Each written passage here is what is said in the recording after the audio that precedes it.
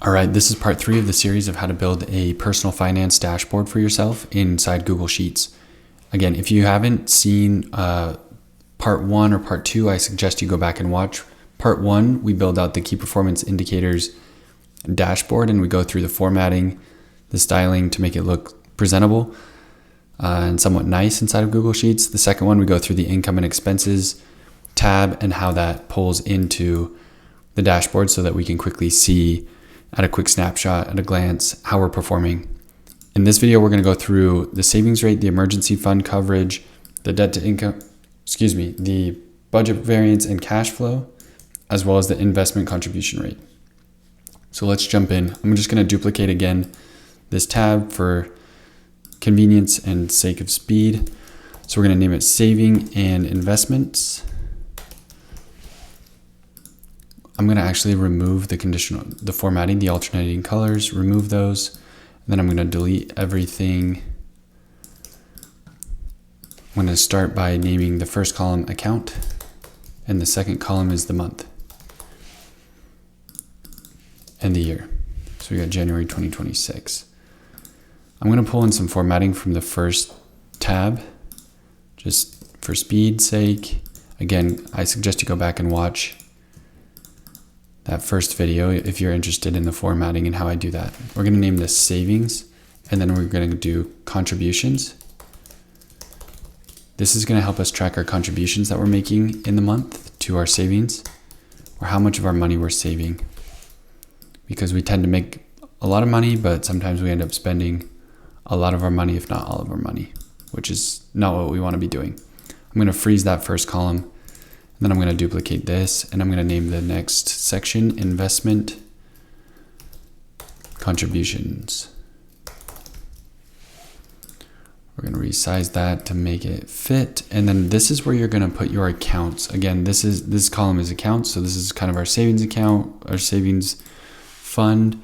This could be a 401k, for example.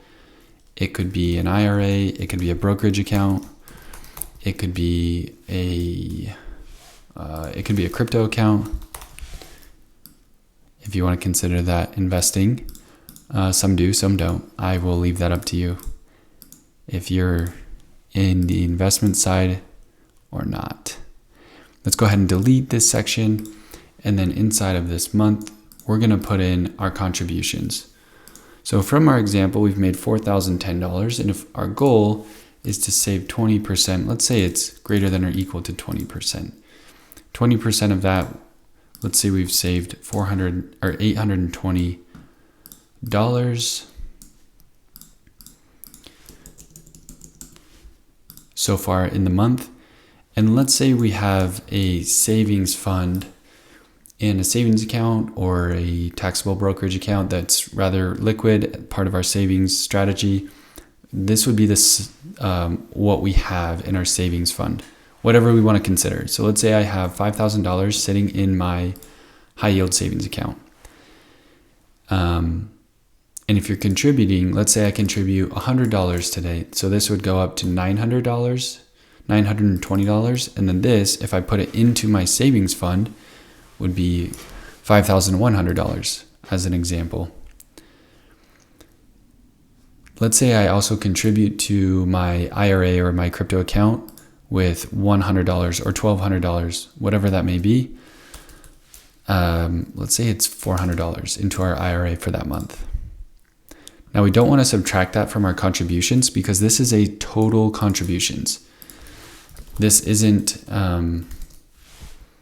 only contributions going to our savings fund or whatever it may be. This is money that we put away, that we keep, that we do not give to anyone else. This is essentially how much we are paying ourselves during that month.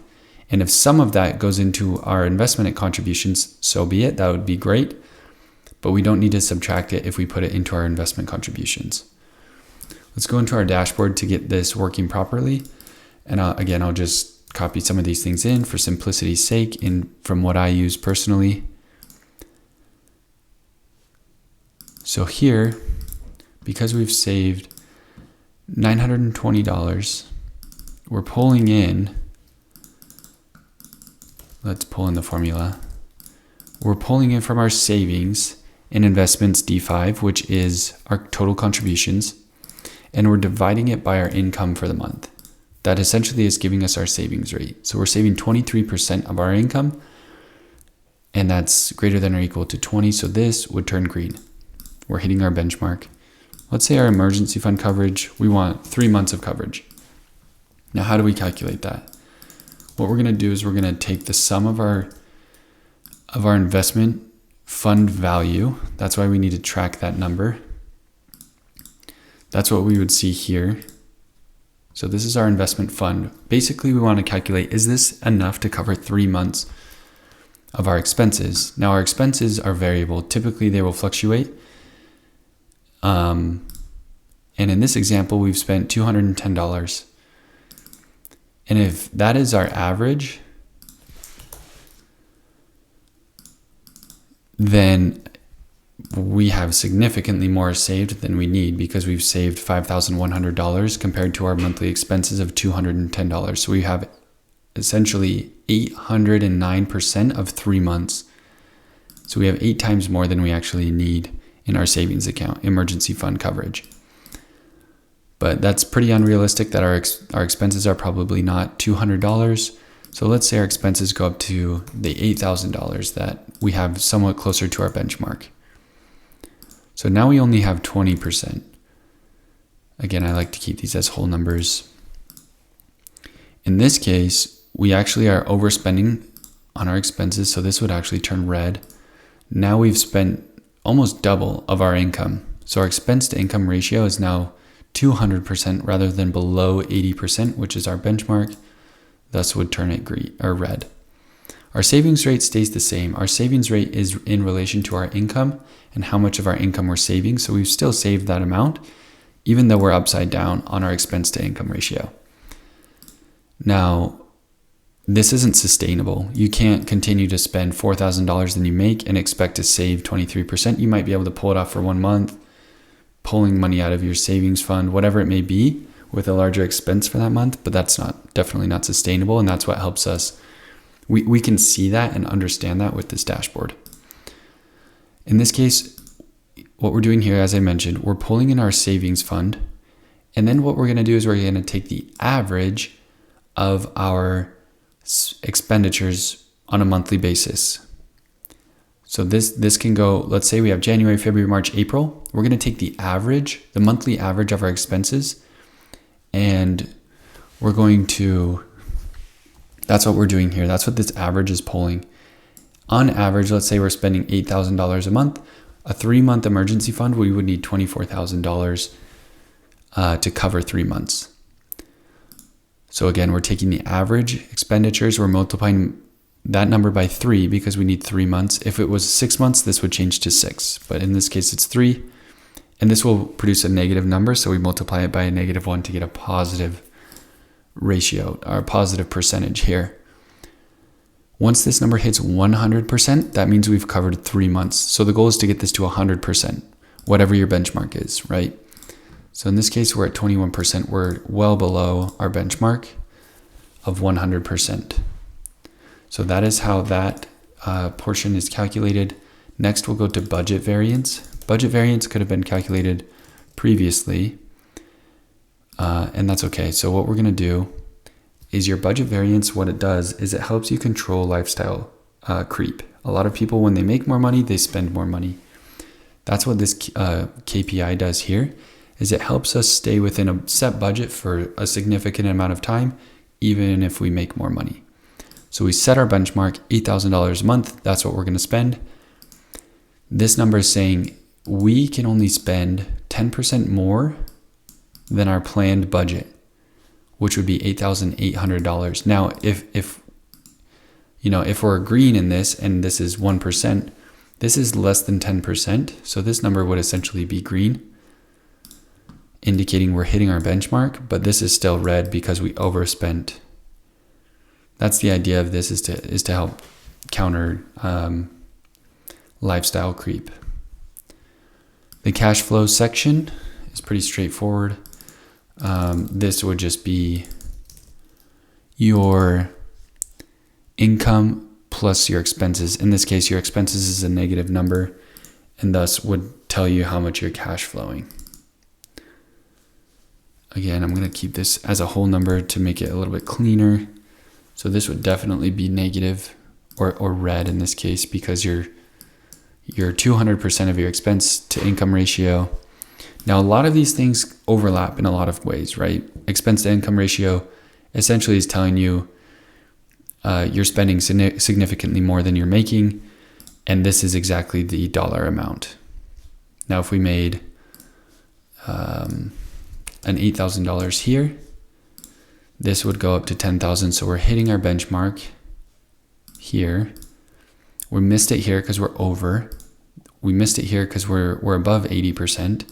Now we missed here because we're not saving enough.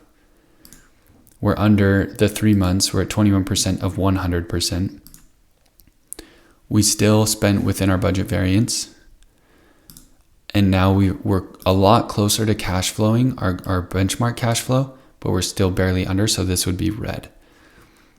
The last part is the investment contribution rate. So in this one, so what we're going to do is we're going to take the sum of all of our contributions. In this case, we're going to go from D9 to D12.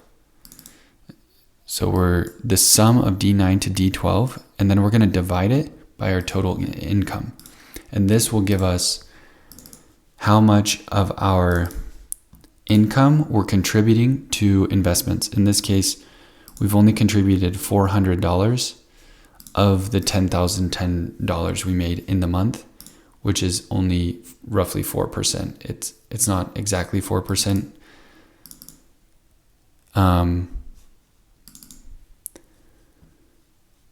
Maybe it is exactly 4%. But anyway, we want it to be greater than or equal to, let's change that to greater than or equal to 10%. In this case, it is only 4%. So we're below our benchmark. Now, if we contribute, another $1,000 to our 401k, then we're at 14%, and this would turn green, indicating we're doing a good job of contributing to our retirement.